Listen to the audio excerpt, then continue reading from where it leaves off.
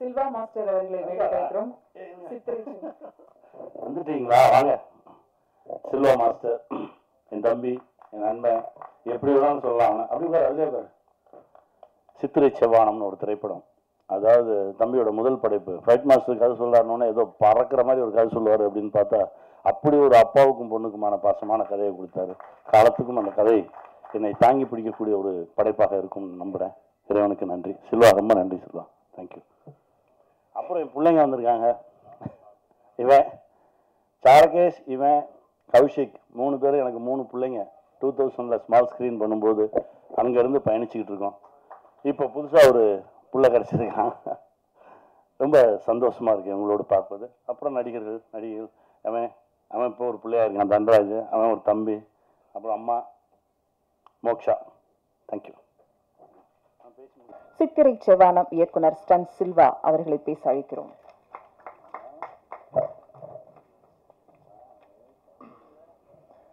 வந்திருக்கிற அனைத்து அன்பு நண்பர்களுக்கும் என்னோட மனமார்ந்த வணக்கங்களும் வாழ்த்துக்களும். இங்க மேடையில் இருக்கிற ஒரு நல்ல மனிதர்கள் முதல்ல.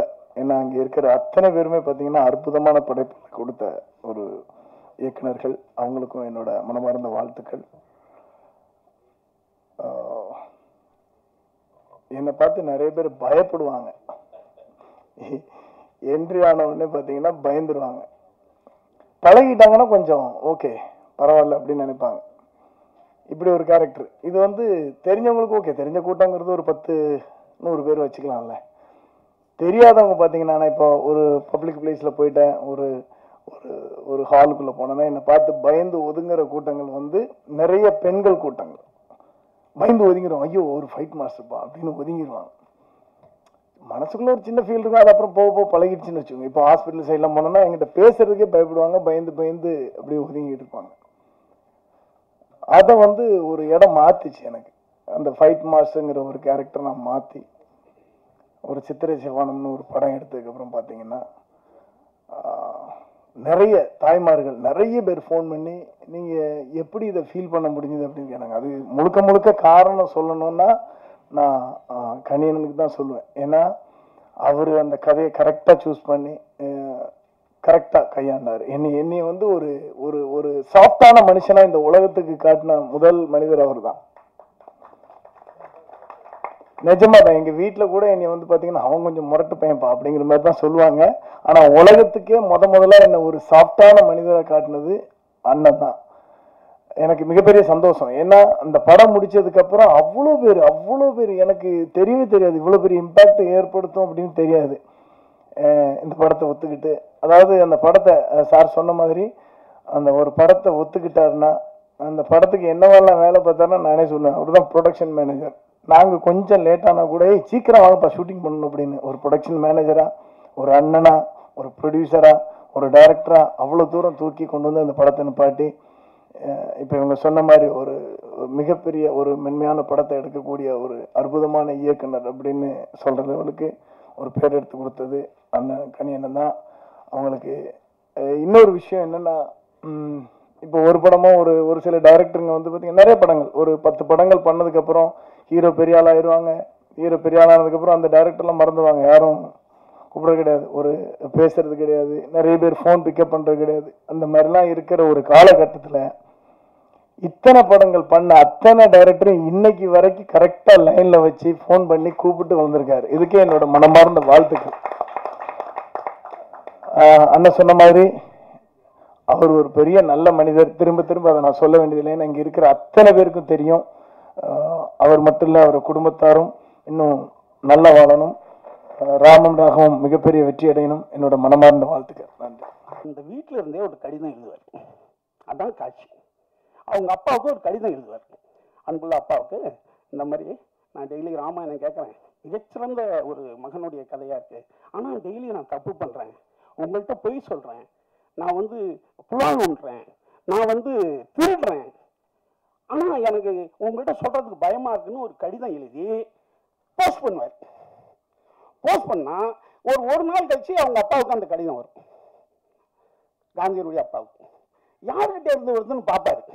பார்த்தா காந்தி மோகன்தாஸ் கரம்சந்த் காந்தி பையன்கிட்ட என்ன வீட்டில் இருந்து எதுக்கு நம்ம கிட்ட கடிதம் எழுதியிருக்கான்ட்டு அதை படிக்கிறதுக்கு முன்னாடி அவனை கூப்பிடுவார் காந்தியை. 14 வயசு பையன் அந்த ரூமில் வந்து நிற்பான். இப்போ அவன் எதற்கு அந்த லெட்டரை பிரித்து காந்தியினுடைய அப்பா அதை அப்படியே மனசுக்குள்ளே படிப்பார். அவன் மூளையில் நின்றுக்கிட்டே இருப்பான் காந்தி. அப்படியே படிச்சுக்கிட்டே இருக்கிறவர். இப்போ காந்திக்கு என்னன்னா, இந்த தவறெல்லாம் நம்ம எழுதிட்டோம், அப்பா கூப்பிட்டு நம்மளை அடிக்க போறாருன்றது தான் அவருடைய எண்ணமாக இருக்கும். ஆனால் அந்த கடிதத்தை படிக்க காந்தியினுடைய அப்பா கண்ணீரில் தண்ணி வந்துக்கிட்டே இருக்கும். அழுதுகிட்டே படிப்பார். அதை அழுதுகிட்டே படிச்சோன்னா காந்திக்கு ஒன்றுமே புரியாது. இப்போ காந்தி அழ ஆரம்பிச்சிடுவார். ஆனால் காந்தியினுடைய அப்பா அவனிடம் எதுவுமே கேட்க மாட்டார். கொஞ்ச நேரம் அழுதுட்டு படிச்சுட்டு நீ போன்டுவார் காந்தியை. இப்போ காந்தி அவருடைய வாழ்க்கை வரலாறு எழுதுறாரு, நான் அகிம்சை தான் சிறந்த ஆயுதம்ட்டு நான் எங்கெங்கேயோ கண்டுபிடிச்சேன்னு நீங்கள் நினைக்காதீங்க. இந்த இடம்தான் அகிம்சை நான் கண்டுபிடிச்ச இடம். என்னுடைய தந்தையினுடைய கண்ணீர் தான் இந்த காந்தியை ஒரு மிகச்சிறந்த அகிம்சைவாதியாக மாற்றியதுன்னு அந்த இடத்துல எழுதுறாரு. அப்போ தந்தையினுடைய கண்ணீர் என்பது சாதாரண விஷயம் கிடையாது. நீங்கள் எப்போ அழுதிங்க? ஒரு கண்ணீர் புறக்கணிக்கப்படும் போது ஒரு தாய் மரணம் அடைகிறான்றான். நம்ம எப்போ அழுதோம்னு நினைச்சு பாருங்க, அவ்வளோ சீக்கிரம் நீங்கள் கண்ணீரை விட முடியாது. கண்ணீர் வந்து ஒரு அமிர்தம் போன்றது.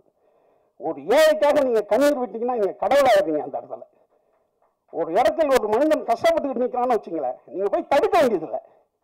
இங்கேருந்து சத்தம் கொடுக்கலாம், முடியா அப்படின்னு நீங்கள் சொன்னீங்கன்னா பாதி கடவுள். சரி, சத்தம் போடுறதுக்கு உங்களுக்கு பயமா இருக்கு, அவன் உங்களை வந்து அடிப்பான். மனசா நினைங்க இந்த இடம் நல்லா சரியாகணும்ட்டு, கால் கடவுள். நீங்க போய் இறங்கி தடுத்துட்டீங்கன்னா முழு கடவுள். ஒரு மனிதனுக்கு ஒரு அநியாயம் நடக்கும்போது விட்டுட்டு வந்துடக்கூடாது. ஆனா இருக்கிற சூழ்நிலை நம்ம அப்படி இருப்போம். அது என்ன பண்றது, கால சூழ்நிலை. அப்ப ஒரு தந்தையினுடைய மனது என்பது ஒரு கடவுளுடைய மனது. அந்த கடவுள் மாதிரி நீங்க வாழணும்னா ஒரு முழு தந்தையாகணும். அடுத்து இந்த படம் மாபெரும் வெற்றிடம். புது டைரக்டர் தன்ராஜ் மாபெரும், அவர் நல்லா நடிச்சிருக்காரு. அண்ணன் எங்களுக்கெல்லாம் தம்பி அண்ணன் கூப்பிட்டாலும் அவர் தம்பி ராமையானாலும் எங்களுக்கெல்லாம் அண்ணன் தான். நிறையா பேசுவார் அண்ணன். ஆக மொத்தம் இந்த படத்தில் நடித்த ஒவ்வொருத்தவங்களுக்கும் என்னுடைய அன்பான வாழ்த்துக்கள். இதில் உள்ள டெக்னீஷியன், அவர் புது ப்ரொடியூசரு, துபாயிலேருந்து வந்திருக்காரு. அவர் நிறையா படம் பண்ணி நிறையா பேரை அவர் தந்தையாக இருக்கணும், நிறையா பேரைய வாழ வைக்கணும். இதுக்கு நீங்கள் எல்லாம் சேர்ந்து மிகச்சிறந்த ஒரு சப்போர்ட் பண்ணோம். கனியண்ணனை பற்றி நான் பேசவே இல்லைன்னு கோச்சிக்காதீங்க. ஏன்னா ஒரு சிறந்த மனிதனை பற்றி நிறையா பேசக்கூடாது. ஏன்னா உங்களுக்கே ஒரு சிறந்த மனிதன் தெரியும். ஏன்னா இந்த புகழ்த்து பேசுறது இருக்கு இல்லைங்களா, அதில் என்னன்னு கேட்டால் நம்ம தத்துவம் நம்ம தெரியுமா, நானே ஒரு கடவுள், நான் எதே கடவுளை புகழ்ந்து பேசணுன்ற நிலைமையில கனியண்ணன்ற மாபெரும் மனிதன்றதை உங்களுக்கு நான் சொல்லி தெரிய வேண்டியதில்லை. ஒவ்வொரு செயல்களிலும், ஒவ்வொரு வார்த்தைகளிலும், ஒவ்வொரு இதுலையும் அவர்களுடைய ஒரு சிறந்த மனிதனை நான் பார்த்தே கிடையாது. அதனால தான் மீண்டும் மீண்டும் அவரை பெருசா பேசுறதுக்கு எனக்கு மனசு வரல. ஏன்னா உங்க மனசுலையும் அவர் சிறந்தவர்னு தெரியும். நன்றி, வணக்கம். படம்ல இந்த எல்லாரும் சொன்னாங்க, இந்த ராமாயணம் பத்தி எல்லாம் சொன்னாங்க. அது ராமாயணம்ல தசரதர் சொன்ன மாதிரி ராமுடுவாரு வனவாசம் போவாங்க. பட் இந்த படத்துல ராமுடு என்ன சொன்னா அதுக்காக அப்பா எங்கேயோ போவாங்க. அதான் இந்த ராமாயணம், அது ராமம் ராகவம். அண்ணன் இல்லாம நான் இந்த படம் ட்ரீம்க்கே வராது. எவ்ரி டைம் நாங்கள் எவ்வளோ டார்ச்சர் அண்ணக்கு, இவ்வளோ டார்ச்சர் யாரும் இந்த டைரக்டர்ஸ் யாரும் கொடுக்கல நினைக்கிறேன். அண்ணா கிரீன் பார்க் இல்லைன்னா அண்ணா வீட்டுக்கு வந்துடுங்க. எனக்கு தெரியும் கிரீன் பார்க் இருக்கும், இல்லைன்னு சொன்னால் வீட்டுக்கு வந்துடுங்கன்னு சொல்லுவாங்க. அண்ணா இந்த ப்ரமோஷன் பண்ணுறதுக்கு இடம் இல்லைன்னா எங்கள் வீட்டில் பண்ணுறா அண்ணா, வீட்டிலன்னு பண்ணுவாங்க. அப்போ அவ்வளோ டார்ச்சர் என்னன்னு அண்ணா கெஸ்ட்ல தெரியும் எனக்கு. நானே பேசணும் ஓகே அன்னு சொல்லிட்டு கெஸ்ட் அதே 6:30 அது ஒரு வீடியோ எடுத்தேன்னா. எதுக்கு இவ்வளோ காதலைன்னா என் மேலே இருக்கா இல்லை ப்ரொடியூசர் மேலே இருக்கா, அதில் படத்து மேலே இருக்கு. அது போதும். ஒரு நல்ல படம் ஜெயிக்கணும்னு நினைச்ச ஒரு ஒரு அண்ணா மாதிரி யார் இருப்பாங்க எனக்கு தெரியல. நான் டிராவல் பண்ணப்போ எனக்கு தாராசப்படுவாங்கன்னு சொன்னேன். எனக்கு ஆப்போசிட் வந்த அண்ணன் தான் லாஸ்ட் அண்ணன் தான் இருப்பாங்கன்னு நினைக்கிறேன். இப்படியே ஃப்ளைட்லேருந்து அப்படியே கை இது பண்ணிட்டு வீட்டிலேருந்து பிரசாத் லேப் வரைக்கும், பிரசாத் லேப்லேருந்து ஹைதராபாத் வரைக்கும் அண்ணன் தான் பேக் சைடில் இருக்காங்க. எனக்கு அப்பா இல்லை, பட் இப்போ இருக்காங்க. தேங்க்ஸ் அண்ணா, தேங்க்யூ ஸோ மச். இந்த லோகோ அப்போ எல்லாரும் கேட்டாங்க எந்த லோகோவில் அந்த ரெட் கலர் இருந்தப்போ, red colour is son and father blood relation colour. That's why I put it and red. Then faces, appa shadow than sun, that's why the two faces. That sign, அது அப்பா சந்தகம் தானே பையன், அதுக்காக சந்தகம். அதான் இந்த ராம ராகம் வச்சுக்கிட்டோம். இந்த படத்தை 21st ரிலீஸ் ஆகுது ஃபெப். சமுத்திரக்கனி அண்ணா மாதிரி அப்பா எல்லா வீட்டிலும் இருப்பாங்க. பட் இந்த ராகவா எந்த வீட்டில் கூட இருக்கக்கூடாது. அதான் இந்த படம். Thank you, my music director Arun, everyone. Moksha, thanks amma, thank you. இந்த கேரக்டர் ஏதோ வந்துச்சு, ஒரு டூயட் போட்டு ஒரு சாங் மாண்டேஜ் போட்டு அப்படி போயிடுச்சு, அந்த மாதிரி இல்லை. ஒரு இம்பார்ட்டன்ட் கேரக்டர். தேங்க்யூ ஆக்செப்ட் பண்ணதுக்கு. தேங்க்யூ அம்மா. நல்ல படம் தமிழில் கூட உங்களுக்கு வரணும். தேங்க்யூ அம்மா. அம்மா தேங்க்ஸ் அம்மா. நான் சொன்ன மாதிரி எனக்கு அப்பா இல்லை, அம்மாவும் இல்லை, இப்போ இருக்கு. ஒரு படம் ஒரு குடும்பம் கொடுத்துச்சு, அது மேல சக்சஸ் என்ன இருக்கும்? எனக்கு ஒரு அப்பா அம்மானே கொடுத்துச்சு, அதுக்கு மேல சக்சஸ் என்ன இருக்கும்? நான் சக்சஸ்ல இருக்கேன். எனக்கு ஒரு ஃபேமிலியை கொடுத்த படம் ராமம் ராகவும். சார் முருகன் சார், அந்த கிளைமேக்ஸ் சாங் எனக்கு தெரியும் சார். எதுக்கு நான் ரிவீல் பண்ணலேதோ உங்களுக்கு தெரியும். அது படத்துலன்னு பார்க்கணும், அதுக்காக நான் ரிவீல் பண்ணல சார். நான் ஃபோன்லன்னு பேசிட்டு ஃபர்ஸ்ட் டைம் உங்களை பார்க்குறேன். ஒரு ஐ திங்க் ஒரு 18 வெர்ஷன்ஸ் நீங்கள் கொடுத்தீங்க. I love you sir. அந்த சாங் அப்புறம் எல்லாரும் பேசுவாங்க சார். நைஸ் சாங் கொடுத்தீங்க. அப்புறம் யுகபாரதி அண்ணா வரல, பிஸியாக இருக்காங்க. யுகபாரதி சார், அந்த சாங் நீங்கள் பார்த்த சாங் யுகபாரதி சார். சார் எனக்கு ஒன்றும் தெரியாது சார், பட் நான் விசுவல் மட்டும் ஃபஸ்ட்டே நானே எடுத்துட்டேன் சார். ஒரு மாஸ்டர் கூட இல்லை இதுக்கு. நான் என்ன யோசிச்சனோ அந்த விசுவல் எல்லாம் எடுத்துட்டு உங்களுக்கு கொடுக்குறேன் சார். நீங்கள் அது ஒரு சாங் மாதிரி எனக்கு கொடுங்க சார். அப்போ மியூசிக் பண்ணலாம்னு நினச்சேன். அப்போது சாங் கொடுத்தாங்க.